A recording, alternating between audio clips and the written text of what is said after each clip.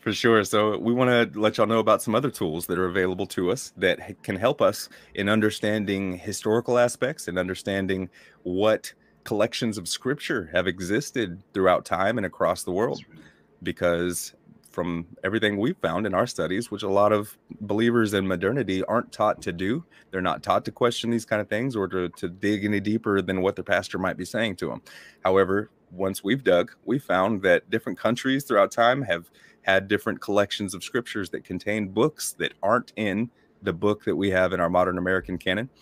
The Dead Sea Scrolls are a collection of pre-Christian manuscripts first excavated in 1946 at the Qumran Caves in what was then called Mandatory Palestine and on the northern shore of the Dead Sea. This is arguably the most significant biblical discovery of the last century, as it contains the oldest copy of the book of Genesis currently known to man. Among these findings were fragments from the 5 of the 12 testaments of the sons of Jacob, better known as the testaments of the 12 patriarchs. These 5 were Judah, Benjamin, Naphtali, Joseph, and Levi. Nice. Now, this passage we're about to cover in this next one, we covered actually in season 1, episode 1. But that was from the R.H. Charles translation, which he had maybe some different manuscripts to go from and translate. But a fairly complete version of Testament of Levi was recovered from the Dead Sea Scrolls as well. Nice. And I like this translation, right? I feel like it flows better for the reader in a few ways. R.H. Charles, he made his translations around 1905 of the Testament of Levi before, about 36 years before the Dead Sea Scrolls were discovered. So he was a scholar in both Greek and ancient Ge'ez. So he would have gone off the ancient Greek manuscripts that have survived through history, and there's not a lot of them, basically. Right. So yeah, his was kind of incomplete. He tried to fill in some of the blanks, but I love that they found this again with the Dead Sea Scrolls. Me too. In Latin, or excuse me, in Aramaic. It was Aramaic, right? Would you read it? Sure. So this is Testament of Levi, chapter 3 from the Dead Sea Scrolls. Listen concerning the 7 heavens. The lowest is darker because it is near all the iniquities of men. The second has fire, snow, and ice ready for the day of the Lord, when the righteous judgment of God is poured out in vengeance on the wicked. In the third are the hosts of the armies which are ordained for the day of judgment, to work vengeance on the spirits of deceit and Belial. The top 4 heavens are holy, for in the highest of all dwells the great glory, in the Holy of Holies, far above all holiness. And the 6th are the angels of the presence of the Lord, who minister and make propitiation to the Lord for all the sins the righteous committed in ignorance. And they offer to the Lord a reasonable, sweet-smelling savor, a bloodless offering. And in the 5th heaven are the angels who bear the answers to the angels of the presence of the Lord. And in the 4th heaven are thrones and dominions, in which hymns are ever offered to God. Therefore, whenever the Lord looks upon us, all of us tremble. The heavens, the earth, the abyss tremble in the presence of his majesty. But the sons of men who do not regard these things sin and provoke the Most High.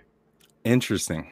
The sons of men who don't regard these things, the heavens and above, the physicality, the realism, like just how real it all is.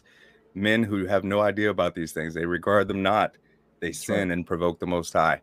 It's as if the fact, like their lifestyle, their behavior, their choices are modeled after the fact that they don't regard the truth of creation. That's right. They don't know the setting that they're in. Right. I love that.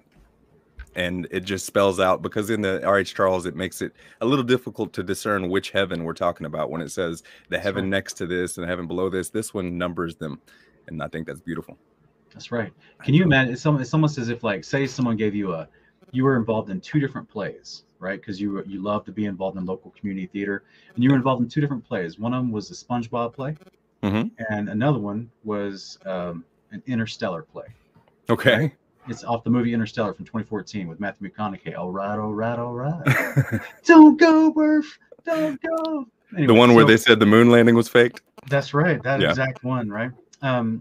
So basically, if you were both in those 2 different community plays and you showed up to the wrong one and you showed up to the Interstellar play and started quoting lines from SpongeBob where you're under the sea, I think they're going to stop you and make, wait a minute. You're acting wrong because you're in the wrong setting. You're quoting lines from SpongeBob. Sure, Sandy's not here and Patrick's not here. Chill out. Like, get your lines together, because we got Murph to scream at, right? Get your act together, right? Yeah. Get your act together, because you're acting in the wrong setting. So people understood and knew that he's right above them, that their actions their behaviors would change. They would regard his heavenly temple above and all these things. Yeah, this is such important information. That's exactly how it happened for me, bro. Yeah, Exactly. Once I found out about these truths, and I didn't even recognize the full scope of it. Once I realized there was one firmament over our heads, that was enough for me yeah, to realize that that it has to have been created. There's a solid structure that contains this whole world. That means that it could not have spontaneously combusted out of nothingness during a Big Bang. that's It right. had to have been designed. So I like that, and I hope y'all enjoy this image, and I want to break it down for you guys a little bit more with a tour of the creation. If you could Nice. cue that clip up. Yeah, let's look at this creation tour.